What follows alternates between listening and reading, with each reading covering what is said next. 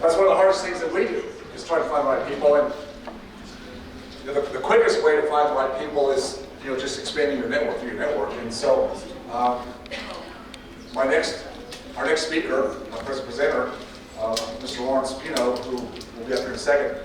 I found Larry through the network, specifically network through Dan Kennedy. Dan Kennedy is a guy who works with a lot of people, right? So if I want to know, well, like Dan, who do other people that have different, similar kind of businesses, or who's a go-to person? Dan said, you got to talk to Larry Pino. Just so you know, this is the first time that Larry and I have met in person. So people always say, well, I got to have someone local. Jim, to your point, we all want local, right? And if you've never met anybody, or you're not going on a referral basis, you're just checking people out. I think you do. I think you got to go meet a need. You've got to go find out. Just like we're talking about with trusted advisors. You go there to meet the people, the culture, see what they're about. But you don't always have to do that if you're getting a referral. I still advise that when you can't do that. It makes sense. But part of what we do in this group here is, we have people that have been vetted to a certain level. At least somebody's gone and checked them out, and you get to talk to your people at your tables, your big groups. How was it working with so-and-so, so-and-so? And that's how you find good people. Is it always a perfect match? No. But I will tell you that, and we all have worked with attorneys in different aspects of our lives. We all have.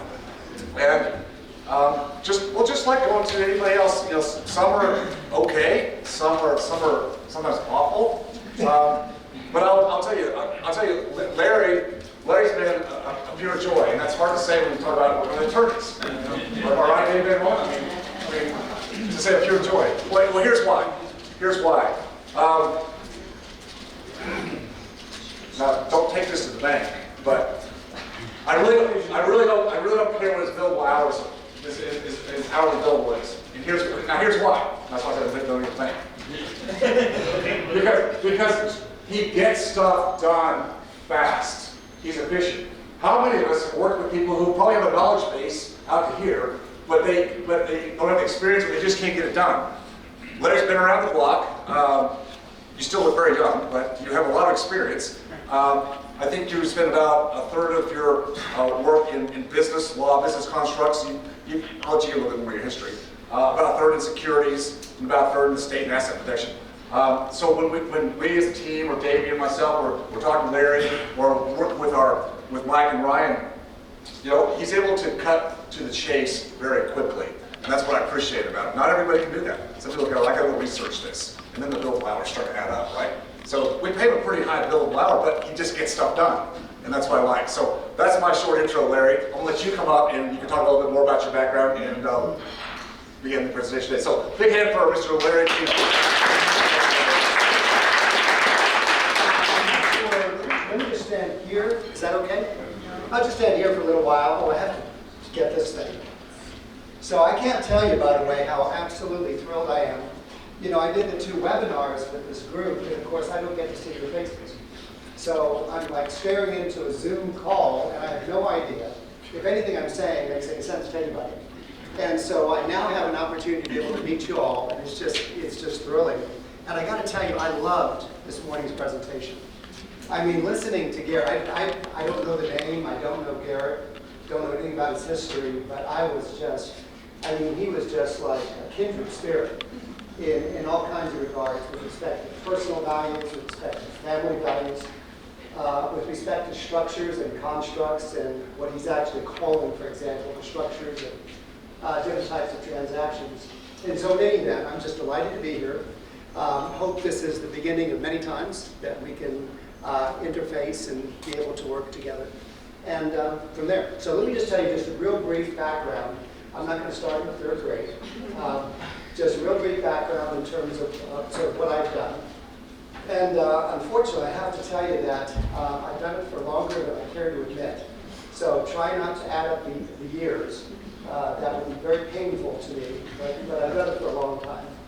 So I graduated from Notre Dame, NYU Law School, and never really, when I went to law school, never intended on practicing law. And actually, it was a very wonderful time, lots of social interaction, and I was going to change the world. I was going to go to law school to change the world. And the fact is, I really just loved business. And so when I went back to Orlando, which is where Mom and Dad had moved to, and I wanted to kind of go home and be with my family. So I immediately went into the business with my dad. We opened up a sporting goods business and built up a chain of sporting goods stores, eventually franchised them, and then eventually sold off the franchise. We became, after that, the largest athletic distributor of institutional goods in the state of Florida. Eventually sold that business. And really along the way decided that I wanted to practice law. So I opened up a law practice at that time. And that really kind of defines sort of the outer parameters of 2 of the 3 areas that I've been involved in. The third area is that I had an opportunity to start, as a client, start representing a guy who was doing real estate investing. And so he asked me one time if I'd like to teach about single-family residential real estate. And in that context, I had already by that point started investing in commercial properties in downtown Orlando, but I knew nothing about residential real estate. So I said, sure, but if I'm going to teach it, I have to understand it. And so I started picking up single-family residential properties. And in the course of the next 6 months, I bought 18 of those things. And I woke up one morning and said, good God, I've got 18 residential real estate pieces, right? So I said, well, that's not going to do.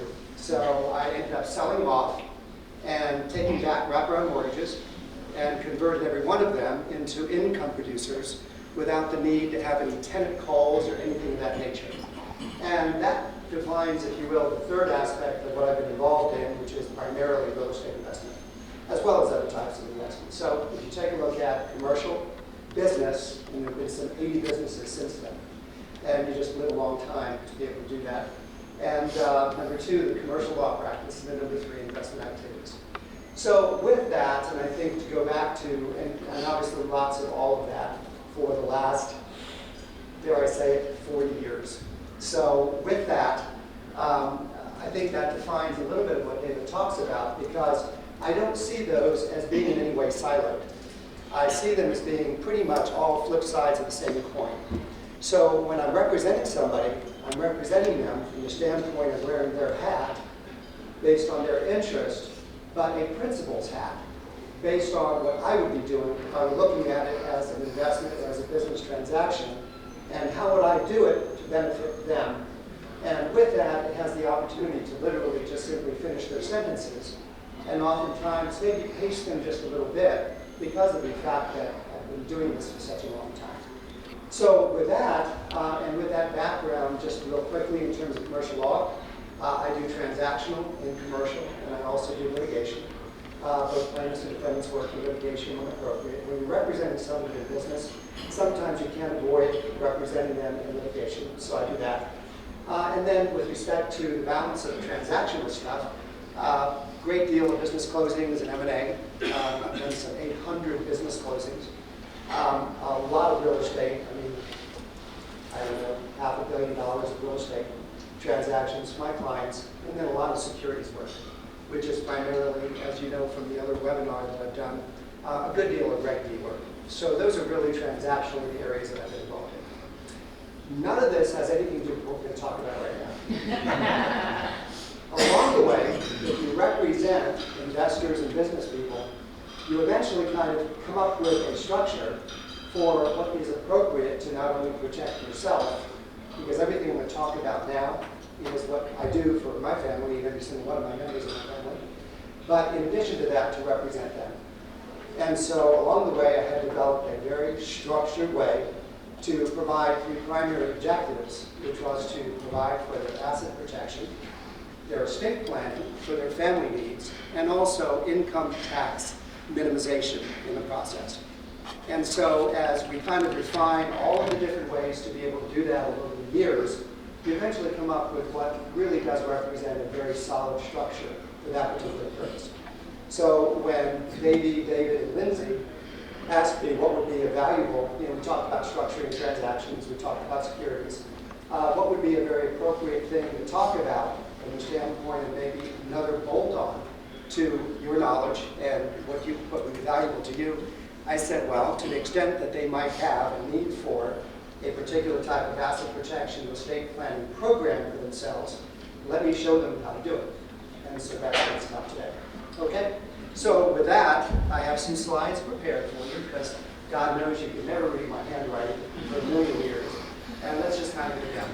So what are the fundamental principles in asset protection in the estate plan?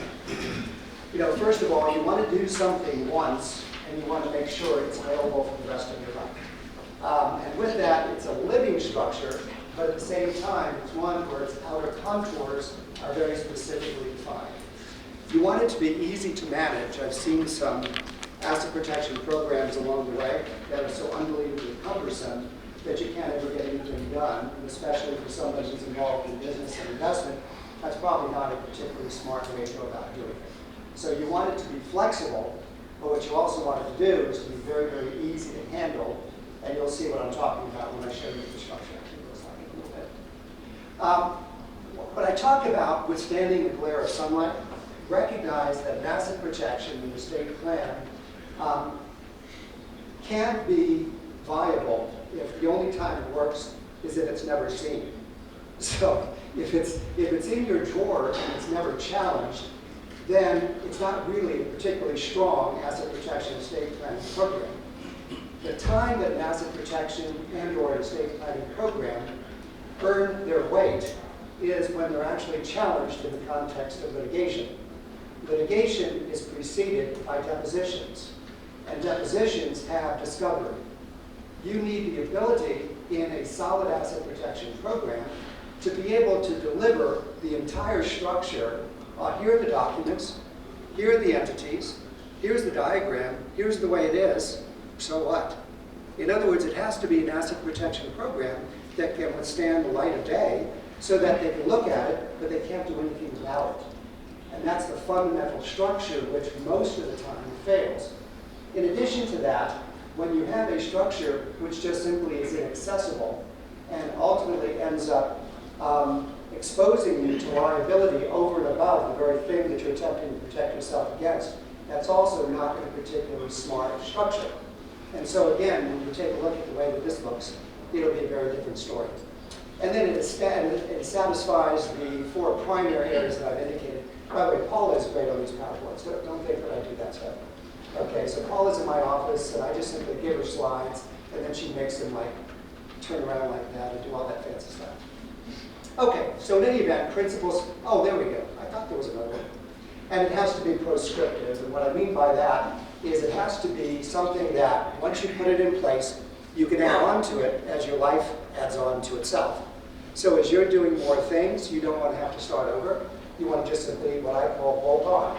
You want to be bolting it on so the underlying bones, if you will, or the skeleton of the structure is one where you can continue to expand out horizontally, you can expand out vertically, and you can continue to expand if, for example, your family needs expand, you can continue to add on to that. So those are the fundamental principles of asset protection in estate planning. What are your primary objectives? Number one, to optimize your asset protection, satisfy your estate planning objectives, and of course minimize the tax consequences attached to that. And you want to integrate those three. I've seen, for example, asset protection structures, and I've spent about 20 years, I mentioned the guy that originally had gotten me involved in doing seminars and training programs, and I did that for about 20 years. In my late 20s to mid-40s, right around there. And so therefore, you can only imagine that I had traveled the country and done all kinds and met lots of conferences and so forth. And I came across all kinds of different asset protection programs. But the problem with an asset protection program that is not fundamentally integrated to your estate planning needs is that they sit out here in the field, and it has nothing to do with what your fundamental financial family objectives are. One of the reasons that I was just absolutely thrilled with what Garrett was talking about is the fact that he integrates an entire family legacy concept as an underlying building block of what you want to do in life. What this allows you to do is to create a structure for that legacy that has institutional integrity attached to it at the structural level, the transactional level, and the entity level that will achieve in an institutional way what your family legacy objectives are in a personal way. And you have them together. The reason I want to mention this to you, and the reason I'm talking about the perspective or prescriptive action in this context, is that the one time that you don't want to be thinking about asset protection, and in the estate plan, is when you're already under siege. Because if you're under siege, the problem is everything that you have now built in your life at that particular point is now under attack, which means you can't move them into any type of safe harbor. When you try to move them into safe harbor, the concept is known as a transfer to defraud creditors. And it doesn't start when you get sued, it starts when there's a claim. And so the minute somebody sends you a demand letter for anything at all, that starts the timer, if you will, for the fact that from that point on, any action that you take, because remember, depositions can go as far back, and notices to produce can go as far back as they have the opportunity and the right to do, which is very far. Which means that they send you a demand on January 1st of 2018, and that demand is their first claim, they will have the right to identify every asset that you've got prior to 2018 and identify every transfer you've made after that. So what I want your mindset to be thinking about is let's create an asset protection estate plan program that is looking forward so that from this point on, this is going to be the backbone and the skeleton for what you're going to be doing from this point on. And then what you will do is, based upon whether you do in fact have any claims or not, you now transition all of those prior assets into the structure that you create. So what do you have automatically? You're fully protected with respect to anything now moving forward. And as long as there's not a prior claim that you have to be concerned about, you'll be protected with every other asset that you now transfer into that. Does that make sense? Okay? So this is all that the fraudulent transfer, not to suggest that you would, but just to suggest why you want to be thinking about it ahead of time and to be able to put this in place. Because if you think about it, I have a fellow who owns a broker-dealer. And he comes to me and he says, I really do need to get an asset protection plan. And they never think in terms of estate planning. They always think in terms of asset protection. That's what everybody talks about until they finally see that it makes a lot of sense to have it fully vertically in line. But in any event, he says, and I said, that's fine. So let's talk about it. His name is Ed. Not that you know him, so his name is Ed. So I said, so that's fine. Let's talk about it and what do you want to achieve and so forth. So he goes through all of that with me in general terms, and then he says to me at that point, he says, listen, I do want you to know that it's got sued and it's a broker-dealer, so obviously securities issues, which are not necessarily immaterial, right, as a cause of action. And he says, I do want you to know that. I said, okay, all right, we'll do our very best. We'll set it up, make sure, but I do want you to understand that whatever that claim is, we have to be aware of the fact that there's the possibility. So that's going to be guiding our litigation, or I wasn't representing him in litigation. He had been referred for asset protection. So I said, well, however your lawyer does that, just understand that that's going to be part of the consideration as to how far we go in this in terms of identifying your prior assets. This going forward is no problem. But as to prior assets, we have to be very concerned about the fact that you are now sued, and we have to be aware of that. That's what this slide is about, and that's all. I just wanted you to be aware of it. Let's see, existing and future assets, prescriptive action. It's a paradigm structure, which is, by the way, what I call this. I call it a paradigm structure. And there's no magic to that, it's just a name. And it's a lifelong structure. So once you put it in place, it stays there from this point on. Okay? Okay, now I can't even see that, so let's go through it. Okay, so the elements of an asset protection and estate planning program. And I'm going to show you a diagram of this, but I do want you to understand what the elements of the program are. The very first one is what I call the hub. And by the way, you can take pictures, but you don't have any problem sharing it. No, we'll share the whole slide deck. Oh, okay. Yeah, so I saw you take it. That's a little cumbersome. Yes, right. So the first is a hub, and it's the personal holding company. Now, back in IRS days when you had primarily, you didn't have limited liability companies. The concept of a personal holding company was a bad thing because you got extra layers of taxes when you had a personal holding company and things like that. Now it's perfectly okay because you have LLCs. And there's no issue with respect to having a personal holding company. So I want you to be thinking about it conceptually. With respect to a personal holding company, what I want you to be thinking about is all of your family holdings. All family holdings ultimately rest with the hub. Everything will eventually flow up into the hub. And you're going to see later on why this meshes so clearly with what Garrett was talking about this morning. And I didn't even know what Garrett was going to talk about. But it's a hub or a personal holding company that operates as the area of last where all distributions, all wealth ultimately accumulate up into the hub. After that, you're going to have, what's my next? It's owned by personal and or family instrument structure. Inside the hub, as you're going to be able to see momentarily, are going to be the various instruments that are going to identify what your particular estate planning needs are. And so with that, you're going to have, for example, as I'll talk about, you're going to have a family trust. Family trust is going to be for the family, which means you. It could be also parents, but certainly you. It's going to be your kids, and it's going to be your kids' kids. And so there's the legacy component inside that family trust. In addition to that, you're also going to be identifying as the owners of this personal holding company. You'll be identifying if you're married and you are relatively confident that you're going to continue being married. So you'll do it with tenants by the entirety. That is an ownership slice, which is going to be for you and your spouse. If you have 3 kids, as I do, you'll have a trust for each one of those 3 kids.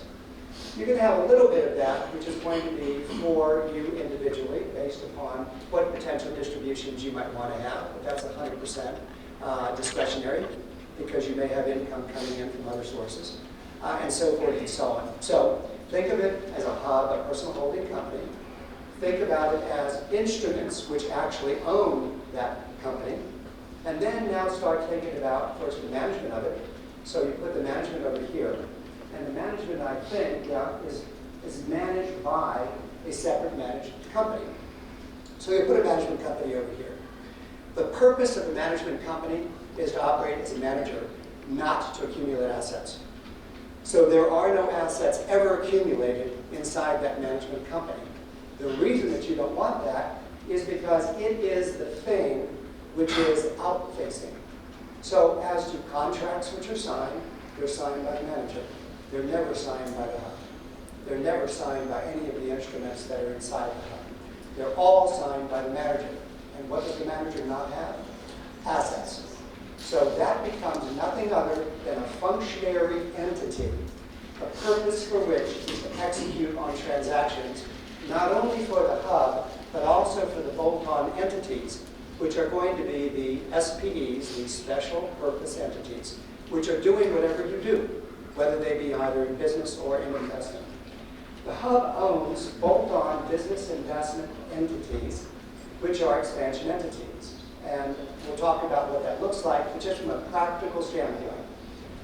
So we've been in downtown Orlando forever, and I live in Winter Park in Florida, which is a suburb. And I've lived in Winter Park forever, and Winter Park is beautiful, and Orlando's Orlando. But I've never been able to actually buy real estate in Winter Park. So we now have an opportunity to buy some real estate in Winter Park. So I would create an LLC for a special purpose entity for that investment, for that particular office building in downtown Winter Park. And that SPE would be a bolt-on SPE, which is over and above whatever the structure is that I already have for my other investment assets. Making sense? The reason that this becomes a lifelong structure is because you always have the opportunity to bolt onto it, and you never have to change it. You're just holding onto it, and it all has the same flow-through structure. So that from a tax standpoint, you're taxed at only one level, which is all the way up, and I'll talk about that in a little bit.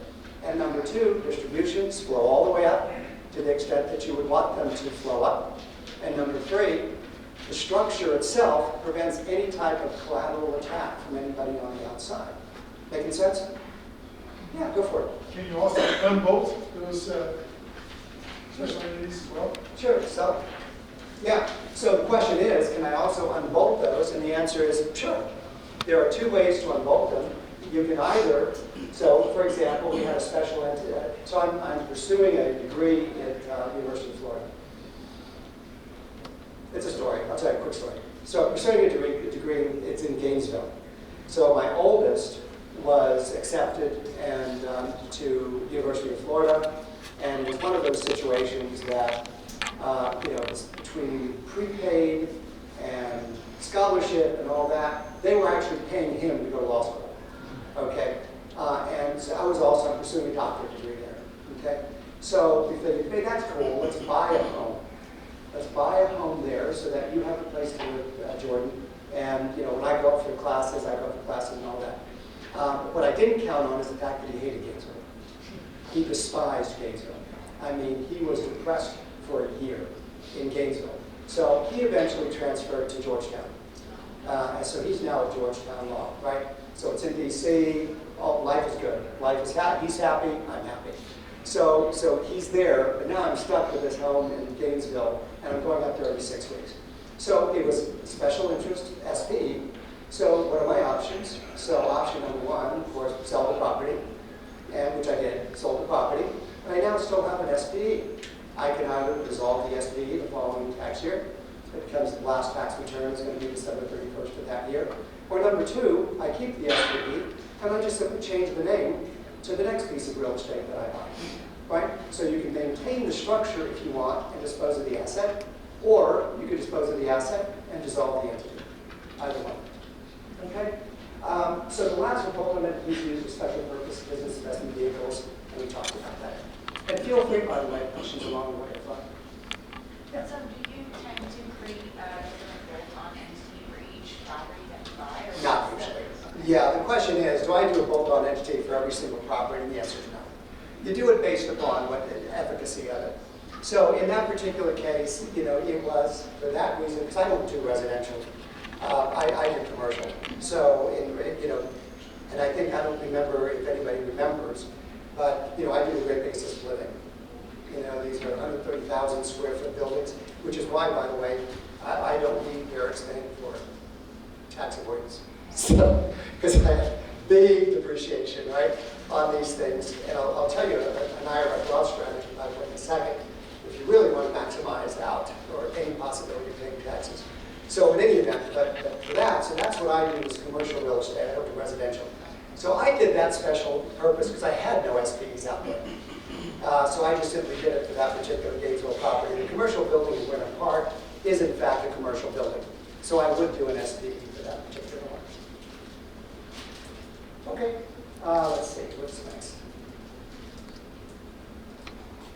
Yeah, just a couple comments. And I put this slide in here primarily because it's sort of like, do you need an asset protection in the estate planning program? And I have people from time to time who call me, and I'm talking to them and just asking them what they do, and what their exposure is, and what their profile looks like, and so forth. And it's kind of like, you know what? Continue to do what you do, and then call me back in a few years, right?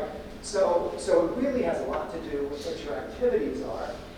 Okay, I can't even see what chart here. Yeah. So you're producing 1099 or K1 income, and that's to be distinguished from W2 income. Because if you have just a straight job, and that's what you do, and that's your only source of income, chances are you're not exposed to any substantial liability. Are you required to guarantee recurring debt or interpersonal liability? And that's kind of fairly self-evident. If you have to guarantee a mortgage individually, or you have to be a signer on a mortgage, you have to guarantee other types of debts in your business, then obviously that's an exposure element. Are you involved in a business or investment activity with employees? Do you have family or charitable intentions, would like to preserve through a legacy, which is obviously what Garrett was talking about before. This becomes appropriate for that particular purpose, right? Have you or do you intend to accrue income-producing assets throughout your life? The income-producing assets provide a structure, and you want to have that structure within which it's actually producing that. Oh my.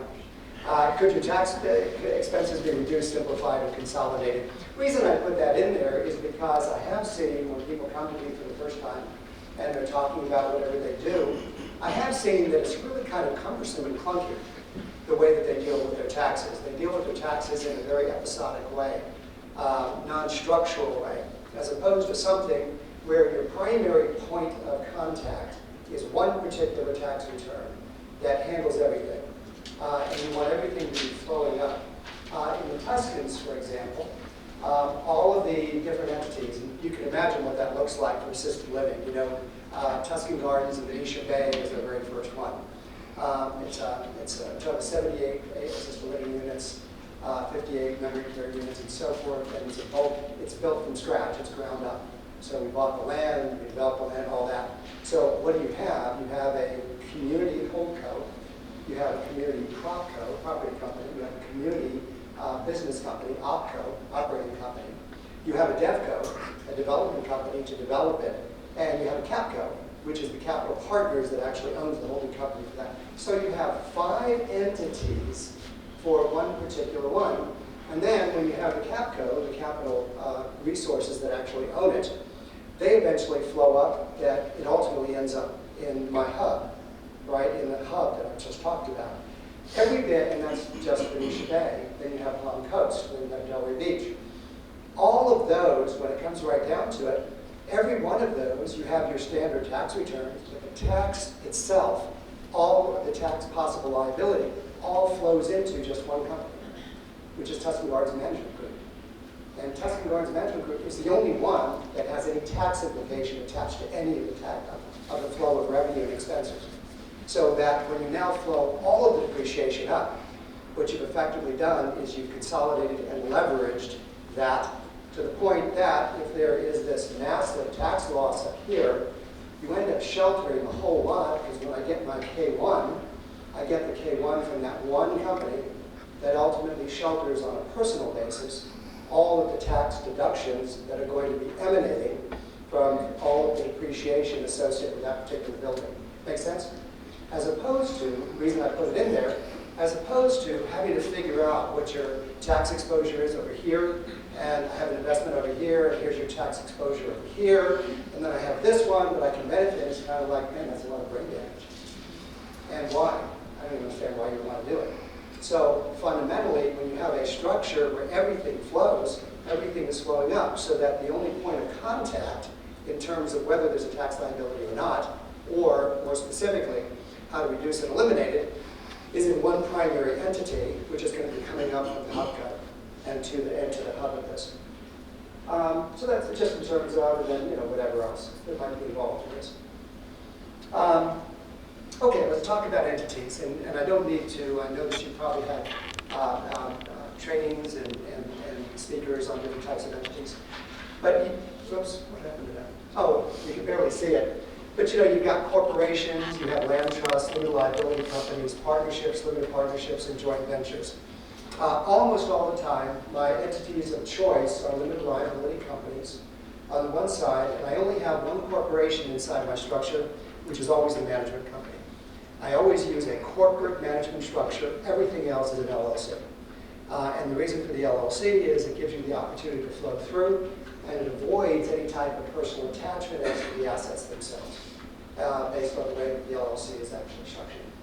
With respect to instruments, the different types of instruments that you have available for you are going to be the Domestic Asset Protection Trust, and that's what Garrett made reference to before, is an asset protection trust. I tend not to use those, not for any special reason. Some people will use them primarily because they're involved in asset protection. But if you're involved in the whole structure of estate planning, you want to replace the Domestic Asset Protection Trust with those trusts which ultimately have the ability to be able to solve for your estate planning needs.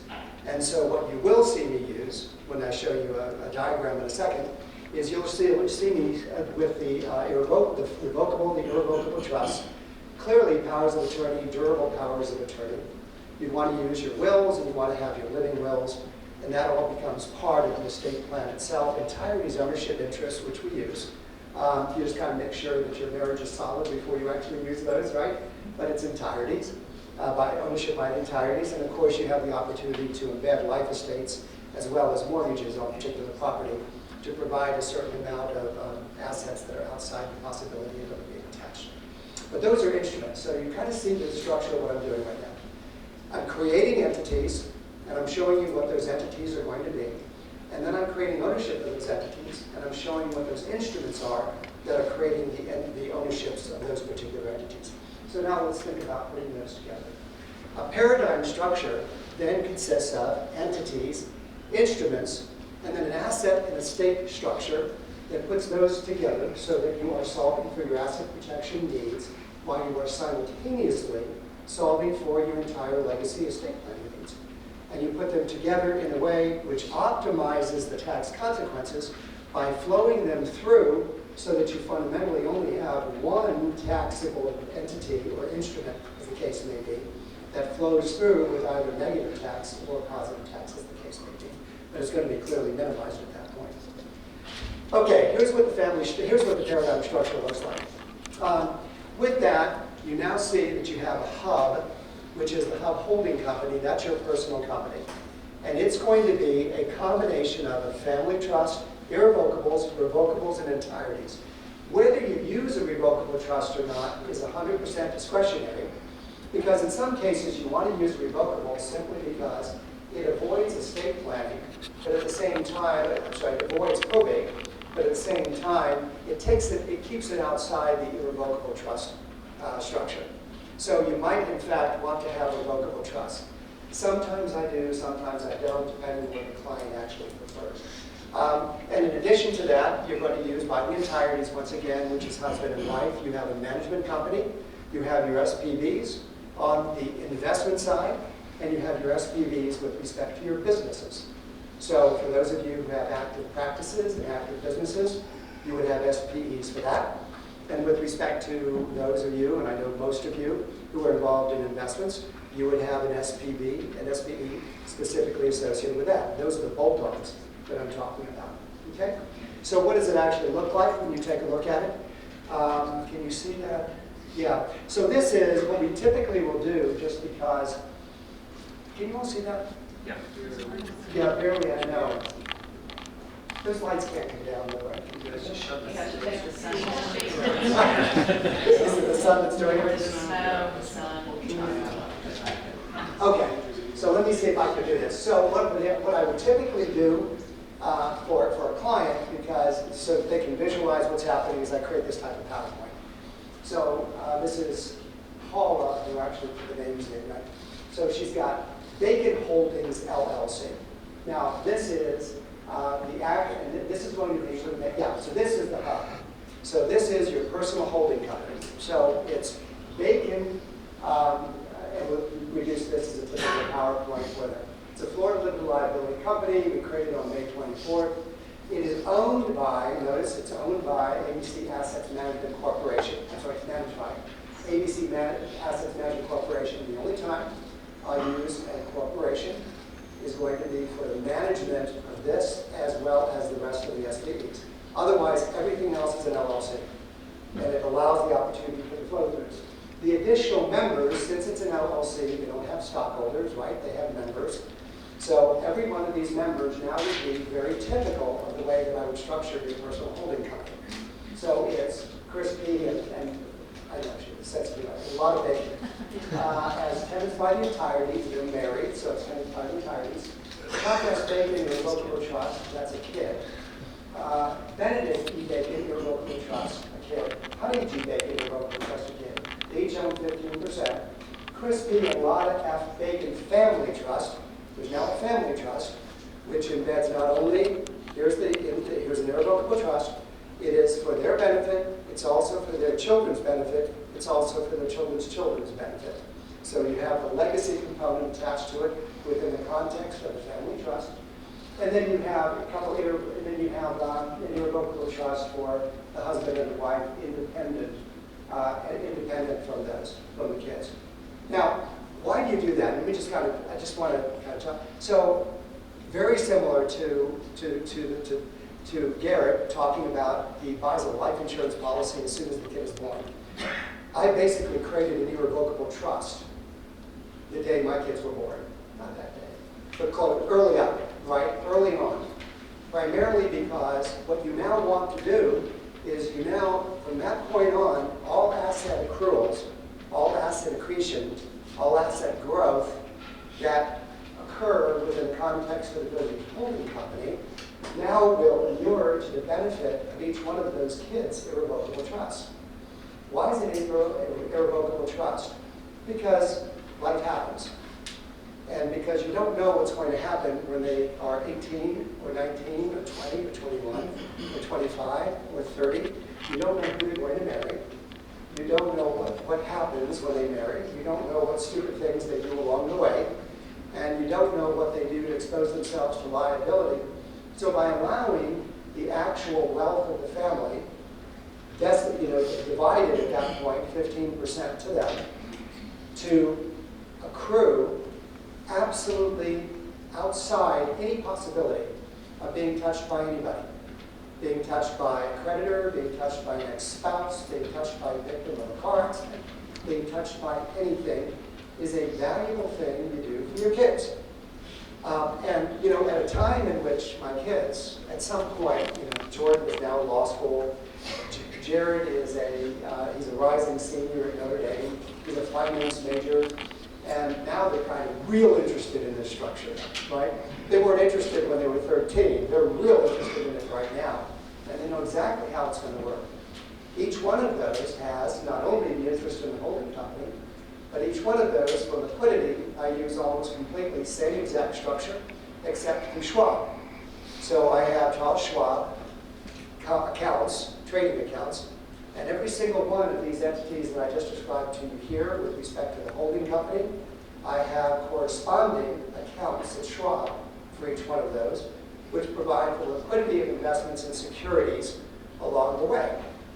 They kind of saw the securities. What they didn't recognize is that all of the ownership of all of these real estate assets which we have are embedded in the structure that I just saw here, that you just see here.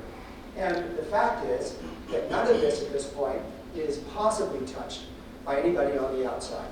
So you structure this type of structure because it allows you to embed whatever your particular legacy objectives are. To go back to Garrett's comments this morning, I've structured this way because these are particular objectives that I've got to protect my family, to protect our kids, and to make sure that we're solid from this point on, and their kids are solid at some future time. If you're a charitable if you have a charitable objective, it's just the same. You're just simply going to embed them in any one of these particular instruments. So we talked about, for example, Garrett talked about the charitable remainder trust. 10% could be a particular charitable remainder trust that not only provides for this, but also provides for anything else you do inside the charitable remainder trust itself, which allows you to get the tax deduction that Garrett was actually talking about this morning. Okay? So this is the holding company, and stop me, are we all good? Yep. Yeah, go. Do you have any access to any of this capital? Because they're irrevocable trusts? You have access to it for any number of investment purposes. You can use capital. By the way, how much you flow up is 100% business decision. Because you can flow it up, because what it really has, remember, it's ownership of assets. This is what owns the SPEs. So to the extent that you have net distributions from the SPEs, then you want to flow those up into this, you certainly can. Or you can keep those, you can keep whatever that liquidity is at the asset level. So to the extent that you do, in fact, flow it up, and assume to the extent that it's now going to be deposited into these accounts, you can use them for any type of business or investment purposes that you want, as you continue to accrete and to accrue and to grow your assets here, right? But here's what I want you to consider. Notice this does not have any direct ownership of an asset. It has ownership of an SPE. It has ownership of an entity that owns an asset, which is why you keep it out of harm's way. This is never put in harm's way. As a matter of fact, done correctly, but for the fact that you're sitting in front of a deposition, somebody asking questions, nobody will ever even know it exists, because it is nothing other than the owner of the SPEs, which own the assets. Clear? And so it's always out of harm's way. The only thing that remains in harm's way is the corporate manager, and the SPEs is where you deal with whatever you deal with. That's why, by the way, going back to the fact of the not only flexibility, but but also ease of use. One of the reasons why these would otherwise be considered cumbersome is because you have to get trustee signatures and all of that kind of thing in order to transact. But here's the bottom line, they never transact. They don't transact anything. They just simply own the SPEs, which are LLCs. Those signatures are done by managers. That's in the normal course of events, right? This piece of real estate, manager for the LLC signs. And it never has anything to do with this. This is just where you are ultimately accumulating the entire family wealth for all of what your estate planning purposes are for. Okay? Yeah, either of you. What happens when you have family members acting as the managers? What happens when you have family members acting as the managers of the SPVs? Are they exposed to different liabilities, or can they be tracked in court, or because this is I'm not a lawyer, I'm just a simple guy, but if you end up Some lawyers are simple guys. Yeah, too. right. Yeah. But you end up in court, and every if you don't set it up properly, and you talk to someone and say, oh, well, that can all be taken down, or because you're the family member who's running the business, it really is you, and we're going to come after you. Gotcha. So how do you answer that? Sure. So, twofold response on this. And this is why I went to this slide.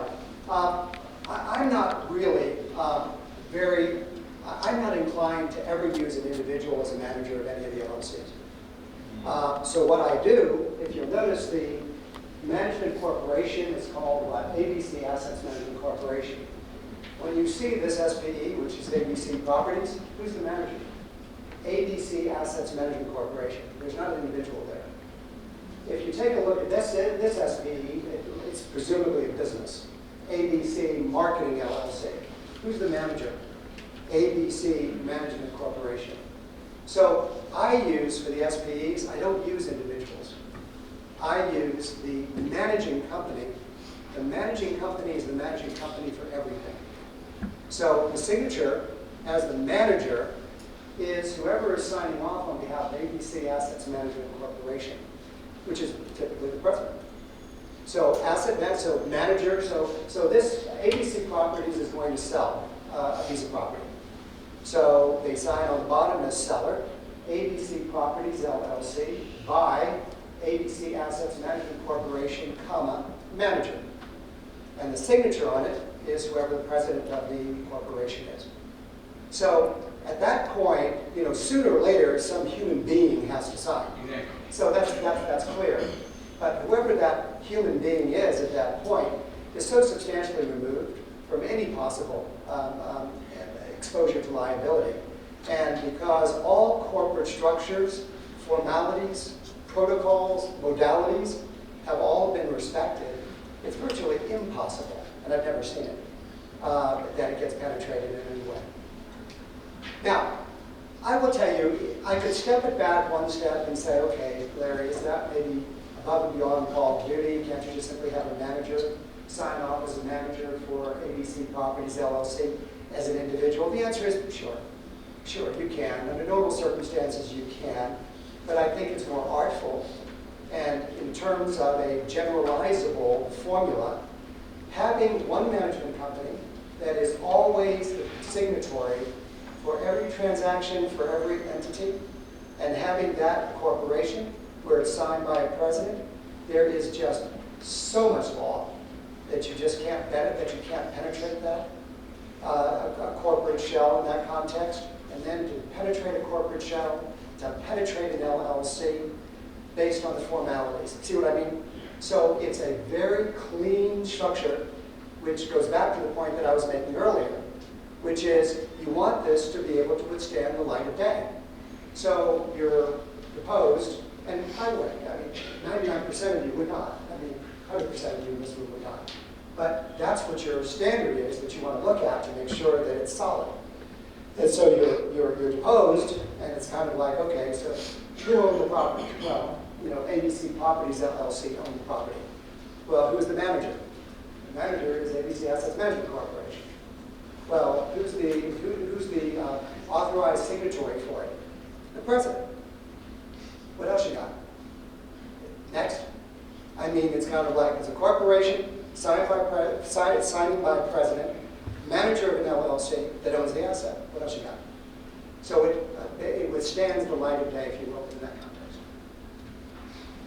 I think another, yeah. Larry, you said something about separate Schwab accounts. I kind of didn't quite catch on to that. Yeah, so quick life story. So I do businesses, and I do real estate investments, and I trade stocks and options. And so for stocks and options, matter of fact, going back to another comment that Garrett made about entrepreneurism, my kids were exposed to entrepreneurism. We used to do the entrepreneurial fairs, and we'd have all the employees and everybody, all the kids would have to sell some type of entrepreneurial product. So I taught my kids how to trade options when they were 12, right? And Jordan, not so much. Jordan is he's sort of gravitating towards public service and things like that. So I'm not sure where he's going to end up after law school. Jared, a finance major, I mean, he's like outrageous. He's got a six-figure options trading account that he does. And so the bottom line of all that is, and I've traded options and stocks since the 90s. So for that, we use Charles Schwab, and we use Street Smart Edge, which is a direct access trading platform. So we set up the accounts, and the direct access trading program is when you just simply point and click, and you're either buying or selling whatever that security is. So what I was saying to you about Schwab is that same structure that I just described. I also have, along with a lot of others, I also have the rest of my companies, I have separate accounts for them in Schwab that I use for liquidity. So in other words, those are owned by these same entities. So when I go back going to the comment about, what can you do with those? What you can do with them is you can trade. I mean, you can buy, you can invest in stocks, whatever you want to do with them. Because those entities own those too. Am I making sense or no? I got another question. Huh? I have another question. Oh, no, did that make sense? No, it's go to Charles Schwab. I mean, yeah, E-Trade, you have Ameritrade, whatever you want, but go to Charles Schwab and then take a look at, I just recommend Street Smart Edge. It's direct access, because their website is a lot clunkier. It's a software program you download. You set up your screen the way you want it to set up with your charts, and you can start trading. So my next question is, how do you, as you're moving that legacy, if, like my 19-year-old daughter, I want her to file her own taxes. So with this structure, everything flows into one tax return. I'm trying to run things through at her lower tax rate. So how do you incorporate that into this structure? Got it. So go back to this structure for just a second. These are all known as broken trusts. What a broken trust is it is a provision inside the trust that gives the grantor the opportunity to identify at what level that grantor wants the taxes paid. You have three options. You can pay trust tax, if it's a trust in your case for your daughter. You can pay trust tax, the trust pays the tax. The grantor can pay the tax, or the beneficiary can pay the tax. And it is an election that you make every year based on what your financial situation is. So if it is more efficient for me to roll all of those up and to only pay tax at the Bacon Holdings LLC level, I do that. If, on the other hand, I have a particular trust, your daughter would be, Honey G. Bacon, and your daughter is Honey G, right? And if you want her to pay the taxes at her level, then you flow it through to her as a beneficiary of that particular trust. Okay? I'm sure that there's a technical term for it, but it's called a broken trust. And that's what gives you the opportunity to avoid the need to pay the tax at the trust level, and you can pay it either the grantor or the beneficiary. Larry, do each of those, Can you toss the box over so we can pick it up? Thanks. Good, I caught that one. I'm 1 for 2 now. Sorry about that. Where's the, oh, there you go. I thought he was going. Do each of those SBEs have some type of a ASA agreement or some type of agreement you use for each each one of those to have like a contract with the trust? I mean, are you always, and did you add something else to that? Are you adding in this, verbiage for that? Great question. Well, two answers. At the trust level, the actual language that I talked about, which makes reference to the tax provision that's in it, is inside the trust agreement itself. So it's there, which is the one that gives you the opportunity. So that's number one. With respect to how do these guys deal with each other, every entity always has an operating agreement. So this would be an operating agreement that these would all be managers of, the owners of, and then the manager would sign. So if we take a look at, I think it might be in my PowerPoint, let's see. So, where is the PowerPoint? Okay, that's the PowerPoint, yeah, that's right. So I have the data creation manager, additional, operating agreement, just say it. Operating agreement dated May 24, 2019. So you would be creating an operating agreement for every one of these entities. Every entity always has to have an operating agreement. And the one and only one that doesn't is your managing corporation, and that is a shareholders agreement.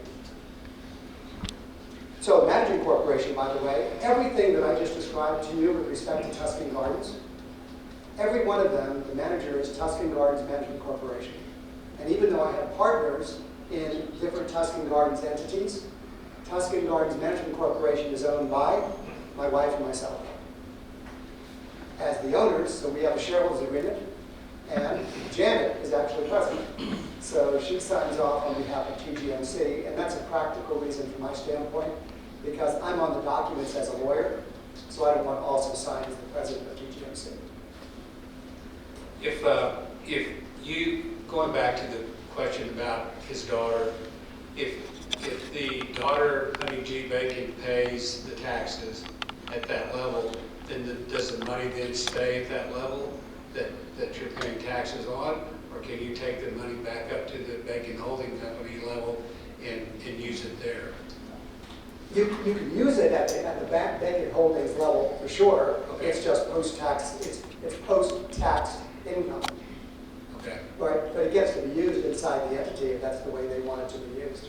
So you don't have to leave it at the level of Honey G. Bacon? No, absolutely not.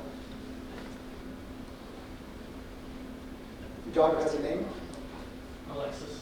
Alexis, okay. That's definitely better than Honey G. Other questions? Just for clarification, each of these trusts that are owners of the management corporation, they each have to file tax return. No, not of the management Oh, corporation. not, I'm sorry, you. Of the holding company. Of the holding company, they each have to file a tax return. Only if there's income coming in. Okay. And only if there's income coming in. And here's the reason I say that. Remember what this is. In our situation, for example,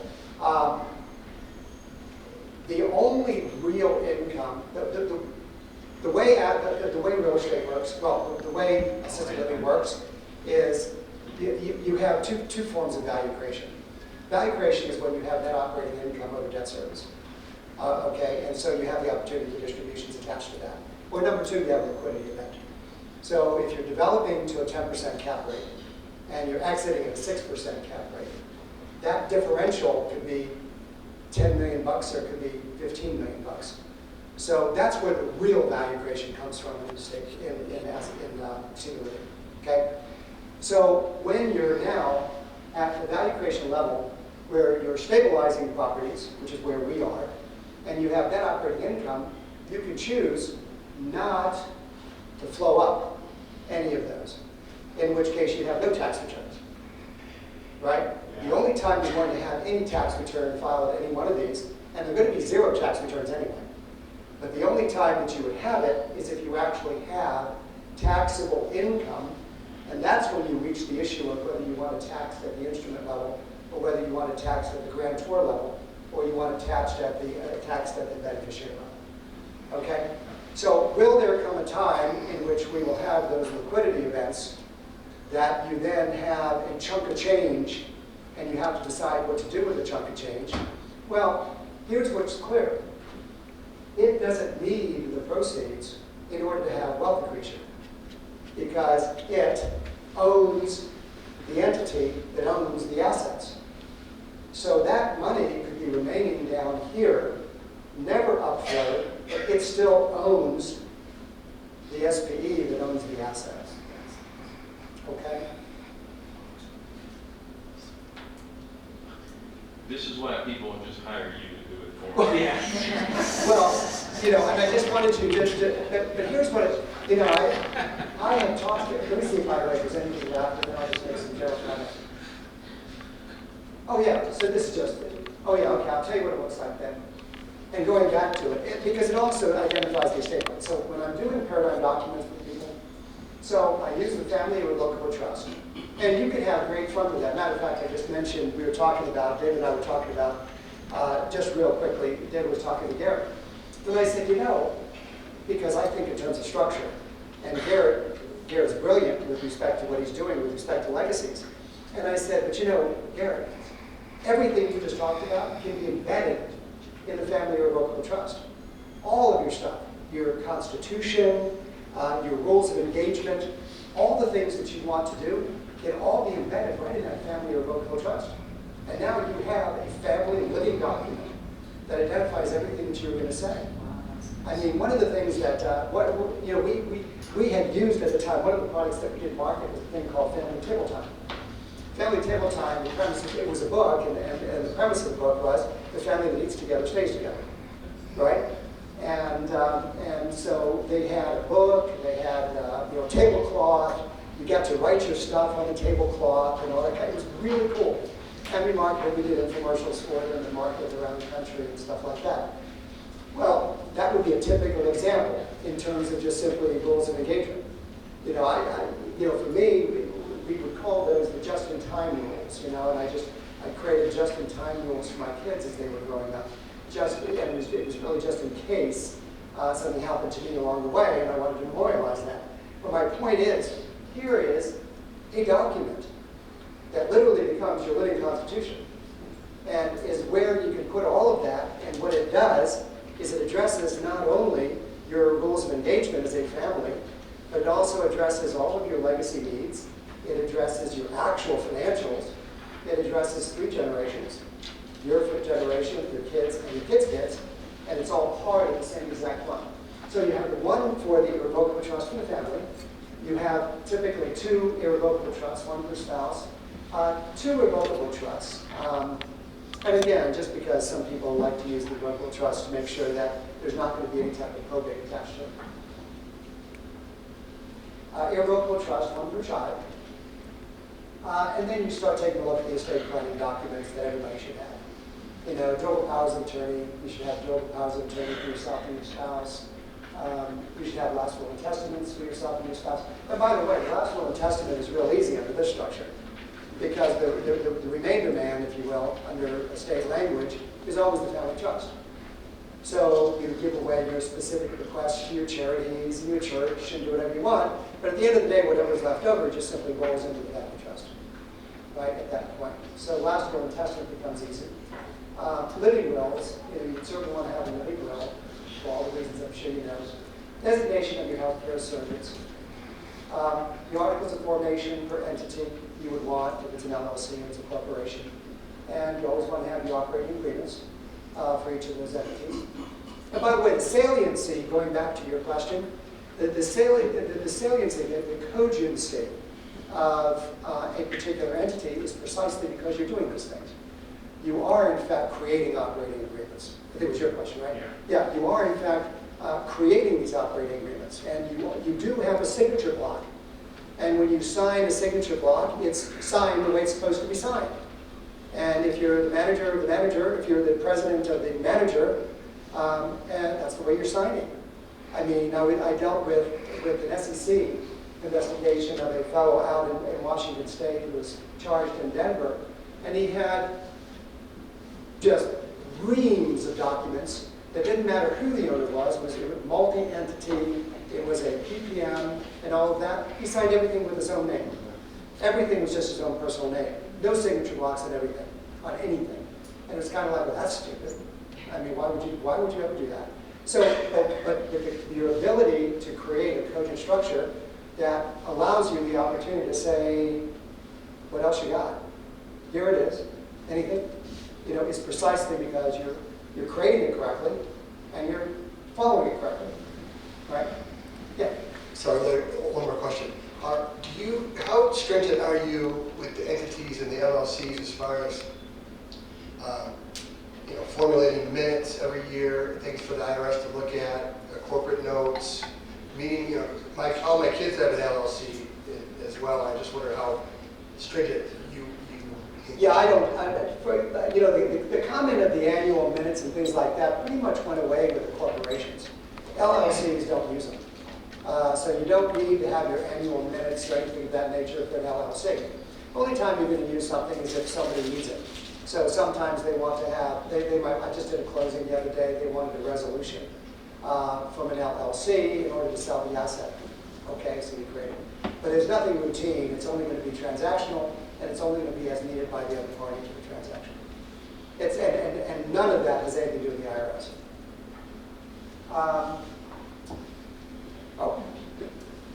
Okay, operating agreements I mentioned. What else do we have? Yeah, shareholders agreement, and strictly for the management corporation. And finally, yeah, and then typically what I will do is a confidential advisory opinion letter. So with all of those documents, I actually end up creating an advisory opinion letter that actually tells you how to use all this stuff. Okay, and let's see, is there anything else? No, that's it. So any other questions? Yeah, I didn't, number one, I know it's very legal, but on the other hand, and so I know it's boring, but on the other hand, if there's any one group that it's not so boring to, it's probably you. So, anything that you want me to address, I will, or I'll just respond. Yeah. You're talking about all of the asset protection and all those legal documents. On the flip side, this might be a really stupid question, but banking, would you set up all of your banking accounts to reflect these entities, or how would that look? Is it a mirror? Yeah, usually, by the way, you don't set up bank accounts for most of these because they're non-operating entity. They're non-operating. The only reason, by the way, I set up Schwab accounts is because I'm a trader. So I might as well trade inside these. And I do most of the trading. Jared, who is the finance major, he does his own trading. But Isabella is she just turned 16. Right, so she's my Alexis, right? So she turned 16 just now. She just started driving, and you know what that looks like as a parent, right? And so she's got an irrevocable trust that I created when she was like 1 month old. So she's got a trading account that I trade for her. Yeah, she has no idea, nor does she care right now. We just went to England, and she considered that to be a great photo op. Just one long photo op, right? So how much is in the Schwab account? She doesn't care at all. But there's a trading account there that I trade for because that's, from my standpoint, other than real estate, trading is by far the best and most effective way of accumulating. So just from that standpoint, I do it, but I don't use bank accounts for any of these. Okay, so just with the real estate holdings, it doesn't matter whether it's mirrored or not? Correct. Well, just to be clear though, anything that's not operating. So if you have an SPE that is operating, then of course you need a bank account for that. And also, we live in Venice, and your assisted living is very beautiful. Oh, you live in Venice, Florida? Oh, that's interesting. Have you been down there? Oh, yeah, we've seen your facility. I mean, have you gone and taken a tour? No. Just Bible Legacy Trail, and it's very beautiful. Well, thank you. So, They need it. yeah, you don't need it yet, but anytime you want a personal tour, feel free. Let me know, and I'll set up a personal tour for you. I just wanted to tack on to the Schwab account. I found that it is much easier to set up a Schwab account for trust than it is for any of your local banks. They're just so much easier to deal with. Yeah, they understand. So even if you're not trading, they still have a bank that you can set up an account for it. And that's a really fair comment. I really do use Schwab as much as a bank as I do for my trading. Because once you set up an account, if you're just simply leaving the money in there, then you leave the money in there. And if you want to invest 100 shares in Microsoft, you buy 100 shares in Microsoft or anything else you might want to do. Good. One more, I think. Two more questions. All right, we'll take Ron, so we'll take Ron. Is that good, Ron? Mine's real quick. Well, wait. Ron has the box. What state do you use for setting up the trust. I mean, can you set up this plan for anybody in any state? Because like, I live in Illinois, and I believe I don't know what the exact perpetuity or something, that all trusts end, if you set up a trust, it ends at 21 years after you pass away. No. I know what you're talking about, but that's not Illinois. That's called the rule of perpetuities, which is 21 years after the death and life of a person, a living person. So, and there's nothing specifically different about that.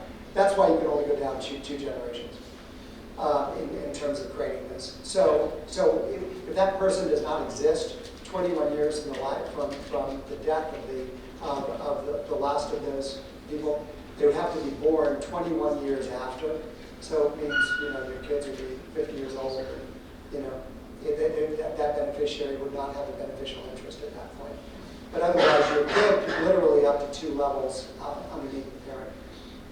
That's just that specific thing, which is the rule of perpetuities, against perpetuities.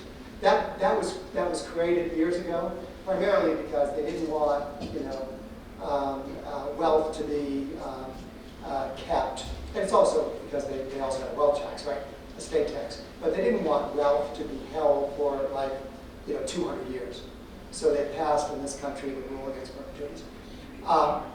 Where you create the trust is a different question. Can these be created anywhere? The answer is yes. Well, so is it by state or country? Is it state or country? Because the Rockefellers obviously have wealth in Kings County, right? Yeah, but they're not necessarily using trust for that. Oh. Yeah, and it's the rule against perpetuities is just something to make sure that you don't have. So I'm going to create a trust today for people that are like 6 generations from now. The rule against perpetuity would prevent that from happening. That's all I'm saying. The second thing I'm saying is that that's not state specific. That's pretty much U.S. jurisprudence. But the third reason, the real question behind your question, is where's the right place to do this? And these can be done anywhere. I prefer states that don't have taxes, for obvious reasons, because you don't want to have to mess around with the income tax associated with the state. So most of my clients do Florida, and I create them in Florida, because you don't have to have nexus in Florida to create these in Florida. So I usually create them in Florida because we don't have an income tax in Florida. But that doesn't mean you have to, it's a preference on my side, and it just makes sure that you're not taxed at the state level when you don't have to be. Yes, sir. One question, actually I have 2 questions.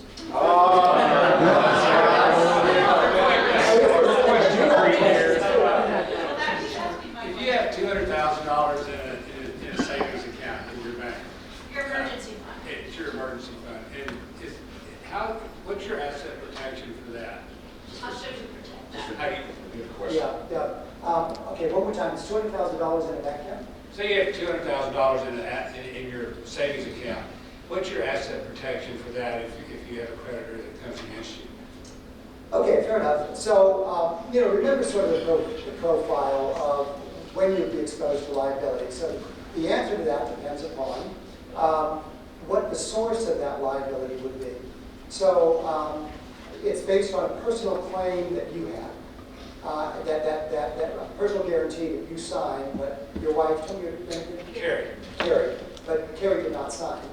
So it's $200,000. I'm assuming it's by the entireties. It's the 2 of you together, correct? In a savings account. And it's a savings account, but both of you together, not just you individually. Okay. So if it's you individually, then you come after that asset.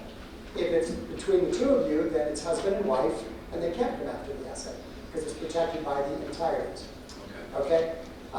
So that would really be it. But to make a long story short, if it was something that you both signed off on, then sure, they could come after it. But they can only come after it, of course, after they got a judgment against you.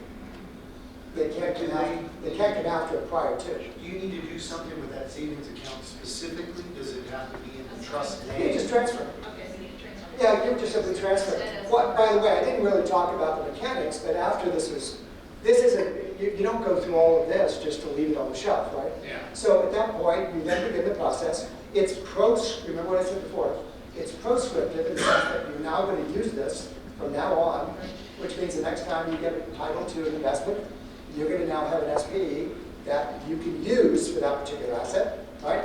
And with respect to all of the assets you currently have, you then begin the process of migrating them over. And that's just real easy. I usually just ask for a financial statement with particularity, so I know where the assets are now, so that you then begin the process of the opinion letter. I then give you specifics like, okay, these would be transferred over to these particular SPEs. And then you migrate them all over. Okay? Okay, great. Cool. All right, great.